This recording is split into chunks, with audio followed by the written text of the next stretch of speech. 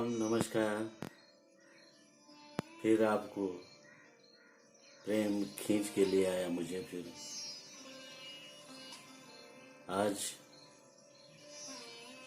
मैं भगवान भोलेनाथ के दिन, सोमवार का दिन मन में आया कि कुछ और कहूँ। मैं कहता रहूँगा, बोलता रहूँगा। अगर आप मुझे सब्सक्राइब भी करेंगे, लाइक भी करेंगे, घंटी भी बजाएंगे और शेयर भी करेंगे तो मैं आपका बहुत बड़ा आभारी रहूँगा, दिल से आभारी रहूँगा, ताकि मैं आने वाले समय में और अधिक अपनी भावनाओं को व्यक्त कर सकूं। तो मैं प्रारंभ कर रहा हूं अपने भगवान भोलेनाथ की प्रार्थना के साथ कि मैं 2 शब्द अगर आज कुछ कहूं तो पहले भगवान भोलेनाथ का स्मरण बहुत आवश्यक है। ओम आराध्यामि मणिसन्निभमात्मलिंगम मायापुरी हृदय पंकज सन्निविष्टम श्रद्धा नदी विमल चित्त जलाभिषेके नित्यं समाधि कुसुमेर पुनर्भवाया। ओम वंदे देवो उमापतिं सुरगुरुं वंदे जगत कारणं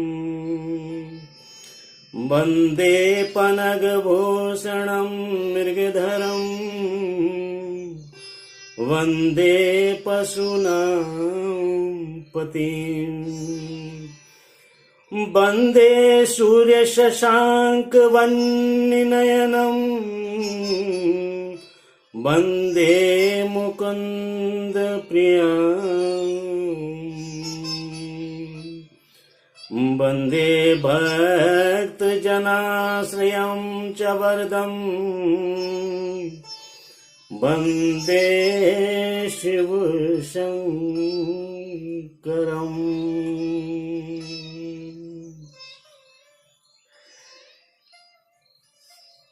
अध्यात्म जीवन का प्राण है तो भौतिक जीवन तथ्य। जिंदगी एक सड़क की तरह है, दूसरी ओर रास्ते का पत्थर। एक बचपन ही था जो बिना सहारे के गिरना और उठकर संभलना सिखाता रहा। आज अमरता न कर्म से, न घर गृहस्थी से, न धर्म बल से मिलती है। इसको पाने का उपाय, एकमात्र साधन त्याग ही एक साधन है। अहंकार की आसक्ति और निरहंकार की विरक्ति में अहंकार का त्याग का नाम ही परम भजन है। विषय भोग जहाँ केवल नृत्य है, साधक में नृत्य और कृत्य दोनों हैं। सिद्ध अर्थात केवल नृत्य एवं गीत से ही भक्ति की अभिव्यक्ति होती है, क्योंकि भक्ति का आशय तर्क और विचार से नहीं बल्कि हृदय और प्रेम से है। हे प्रभु, अहंकार देना तो ऐसा देना जैसे एक बार भगीरथी की तपस्या से स्वर्ग से पृथ्वी की तरफ आती गंगा को अहंकार आ ही गया था। गंगा की तीव्र वेग को देखकर देवता भी घबरा गए थे। तब शिवजी के द्वारा अपनी जटाओं में गंगा का अहंकार तोड़ बांध लिया था। विष्णु चरणों से निकली गंगा ने पृथ्वी के कल्याण के लिए पृथ्वी पर उतरने से पहले शिव जटाओं में समाने का मन बना लिया था, ताकि शिव का नाम और शिव को गंगाधर, गंगाधीश्वर, गंगेश्वर, गंगाधीश आदि नामों से जाना जा सके और उनको स्मरण किया जा सके। सारी खुरापातों की जड़ तो अहंकार ही है। हंस मरते मरते भी हंसता है और मोर नाचते नाचते भी रोता है। बड़े बड़े अकड़ते हुए पेड़ भी आंधी तूफान में उखड़ जाते हैं, आंधी उनको उखाड़ लेती है, जबकि छोटे और नरम पेड़ पौधों को आबाद रखता है। इसीलिए अहंकार होने से आत्मदर्शन का भाव कभी नहीं आ सकता है। भगवान का सबसे बड़ा दुश्मन तो अहंकार ही तो है। ये संसार तो जरूरतों के नियम पर चलता है।